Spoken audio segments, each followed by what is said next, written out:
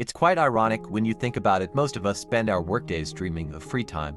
Yet when evening finally arrives, and this might resonate with you, we often waste it.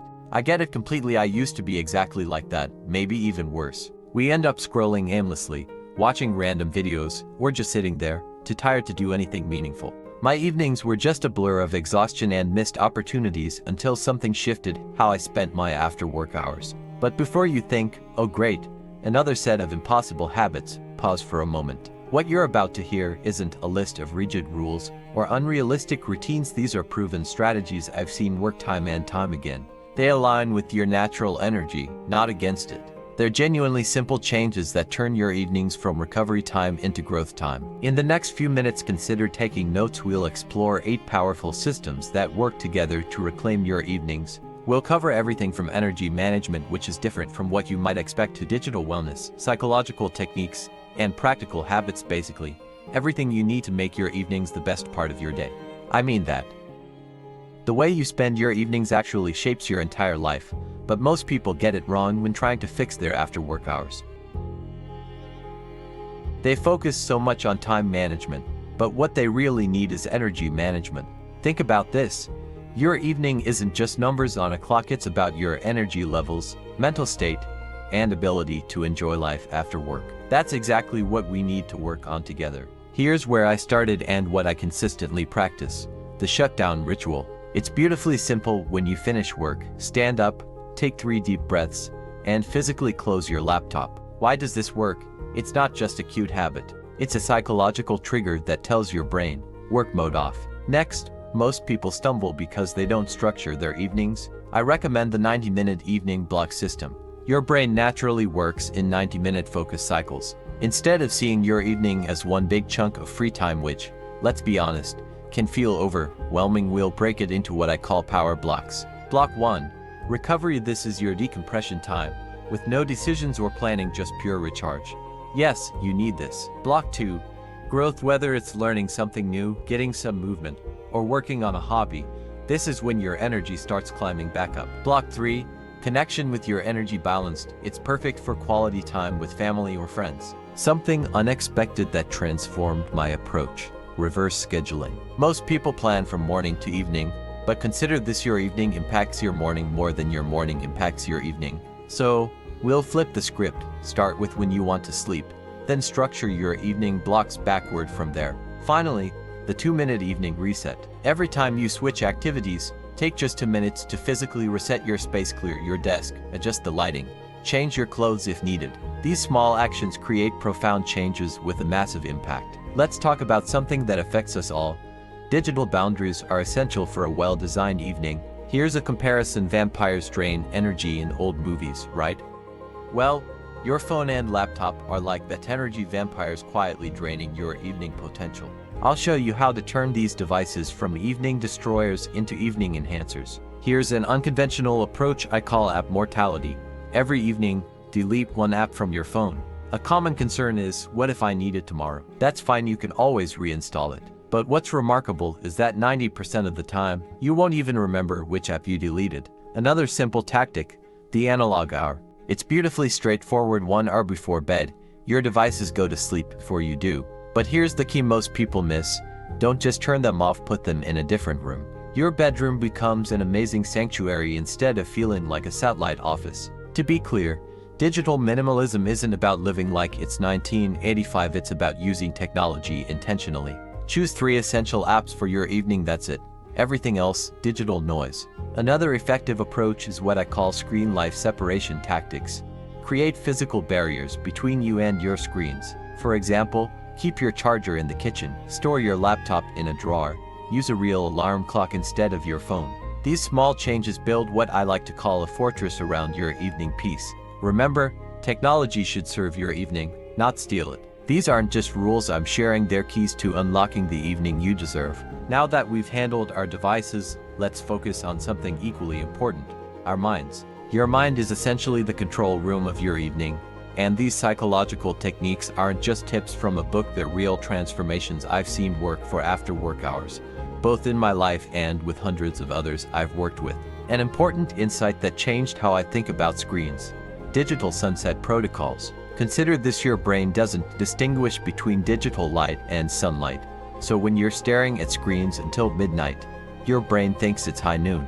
But the key insight isn't just about when you look at screens, it's about how you transition away from them. Something that transformed my evenings was creating what I call your evening sanctuary. This isn't just about throwing some comfy pillows around, it's about building a space that tells your brain, this is where transformation happens. Think dim lights, soft textures, calm colors. You see, your environment speaks directly to your subconscious mind, almost like a whisper. An interesting technique is future self journaling. Every evening, write a letter to your morning self. But here's the psychological element that makes all the difference. Don't write what you should do instead, write how you want to feel. Your brain has this amazing ability to reverse engineer the path to those feelings. Speaking of mindset shifts, consider the evening energy debt mindset. Most people see their evening as borrowed time from tomorrow, but the shift I recommend is to stop thinking this way. Your evening isn't a debt you're paying, think of it as an investment you're making. Each restful moment is actually building tomorrow's energy reserves. This approach, called the decision elimination strategy, is powerful. By evening, your decision-making muscles are exhausted, so what works best is eliminating every possible decision. Lay out tomorrow's clothes, pre-plan your meals, set up your morning space. Your future self will appreciate this. The way we manage our thoughts naturally guides us to understanding our emotions. Your emotions aren't something you need to manage, they're signals waiting to be understood.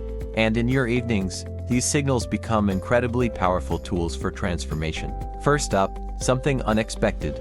Micro-meditation moments. Forget everything you know about sitting for an hour in lotus position. We're thinking smaller, much smaller. For instance, when you pour your evening tea, and I do this every single day, just feel the warmth of the cup. When you sit on your couch, notice 3 points where your body touches the surface. These tiny moments of awareness work like hitting a reset button for your mind. One practice transformed my evenings, creating an evening awareness protocol. Most of us, myself included at one point, rush through our evenings on autopilot, but I discovered your evening has a pulse. Try this. Every hour, take just 10 seconds to name your current emotion, that's all.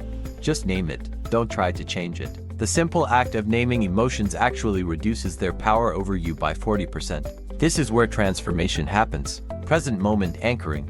Pick 3 everyday evening activities. Maybe it's brushing your teeth, washing dishes, or changing clothes. These become your mindfulness anchors. When you do these activities, you're not just going through the motions, you're practicing presence. I found that these mundane moments can become your most powerful meditations. Try practicing emotional energy tracking. Your emotions aren't random at all, they follow patterns, just like everything else in nature. Keep a simple energy scale from 1 to 10. Track it 3 times each evening.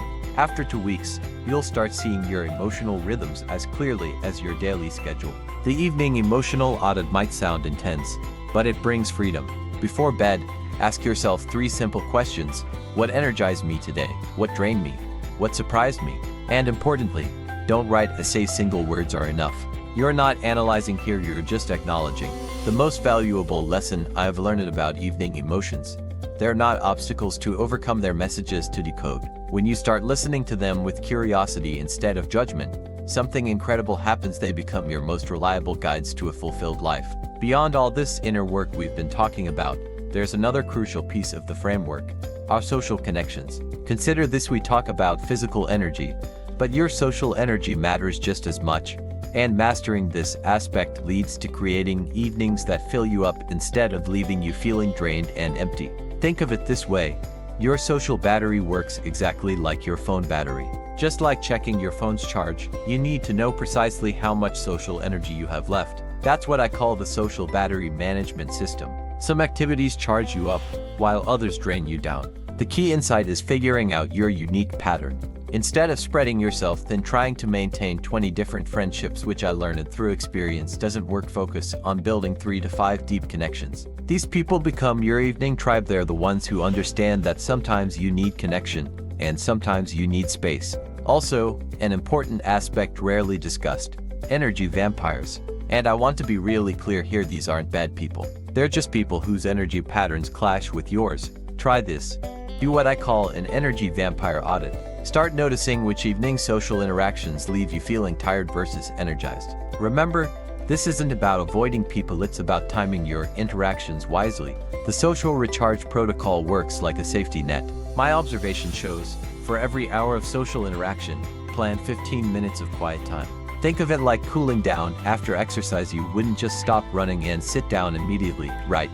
You need to walk it off first. What shifted my perspective is the connection-productivity balance. What if connection is productivity? Those evening conversations might actually recharge your creativity, problem-solving, and emotional resilience in ways we never realized before. Think about mapping your social energy the same way you'd map a city. Some places naturally energize you, others drain you. Some people lift you up, others require more energy than you might have to give. Understand this. Being selective isn't selfish, it's sustainable. It's about creating evenings that work for everyone involved. Now that we've understood the social aspects, we can turn these insights into lasting habits. An insight from working with hundreds of people is that building evening habits isn't about forcing yourself to change, it's about becoming an architect of small, powerful actions that transform your life naturally. The key element, naturally. Try micro-habit stacking. Instead of trying to build one big, overwhelming habit which never works, we stack tiny ones together. Each one should take less than 30 seconds, that's the sweet spot. It works like this. When you walk through your front door, hang your keys, take off your shoes, and change your clothes. See what happened there?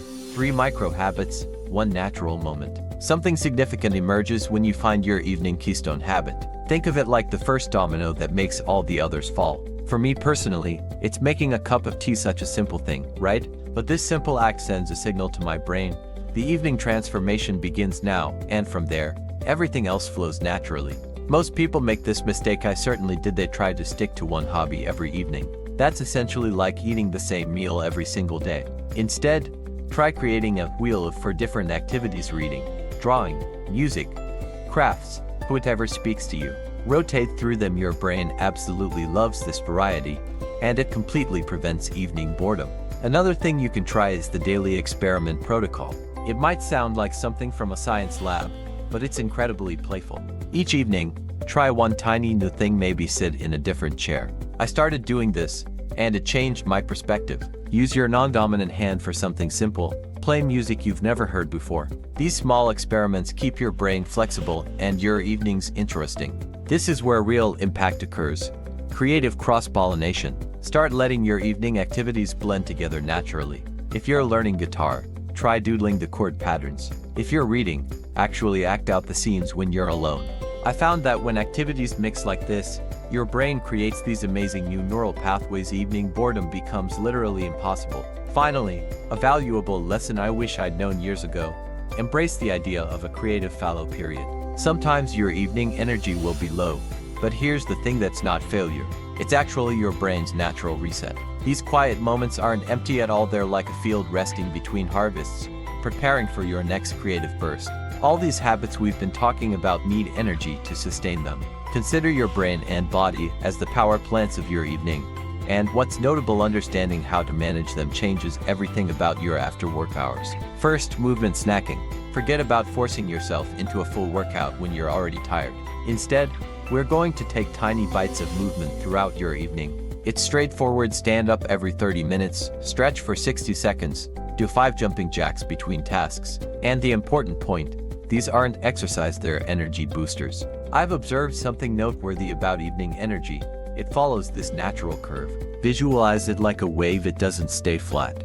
And that's beneficial. From 5 to 7 p.m., your energy naturally dips, we all feel it. Then from 7 to 9, it rises again. After 9, it should gradually descend to prepare for sleep. Working with this curve, not against it, that's the real secret to mastering your evening energy. Try this technique, the energy audit. Think of yourself as a personal evening scientist. For 1 week, rate your energy every hour from 1 to 10. Write down what you're doing, eating, thinking. You'll start seeing patterns emerge. Some activities drain you, others recharge you. And remember, this isn't about judgment, it's about discovery. Now, this next concept is mental energy preservation. Your brain has this finite amount of decision-making power each day, and by evening, it's running low. That's why we need to establish your evening thought diet. You've got to be selective about what deserves your remaining mental energy. Social media scrolling, that's essentially junk food for your brain. But deep conversation or creative work, that's brain nutrition. Your evening energy isn't about pushing through tiredness, it's about really understanding your natural rhythms and honoring them. When you work with your body's wisdom instead of fighting it, your evenings transform from exhausting to energizing. Everything we've explored so far comes together in these final integration strategies. These aren't just supplementary tips at the end, they're the framework that makes all other evening practices stick together naturally. The life-work separation ritual works as your daily bridge. You see, most people try to build this solid wall between work and life, but that actually creates more tension than it solves. Instead, we're going to build a bridge. Picture creating a 15-minute transition space with each step across this bridge. You're moving further from work mode and closer to life mode. A key insight about boundaries: it's not about building walls at all. Think about training a puppy for a moment. You know how gentle, consistent guidance works better than harsh rules. That's exactly what we're doing here. When work tries to creep into your evening, and it will try, don't fight it, simply guide your attention back to your personal life, just as you gently guide a puppy back to its bed. Finally, we come to what ties everything together: the whole life integration framework. Your evening isn't some separate part of your life, it's actually the foundation of it. Every single evening activity either builds or drains your life's energy. The key is choosing activities that fill you up, creating spaces that lift your spirit, and building relationships that light up your world. When you do this consistently, your evening transforms into this beautiful daily celebration of who you're becoming. Hey, if you liked this video, don't forget to subscribe and hit that like button. Also, let me know your thoughts on what I just shared.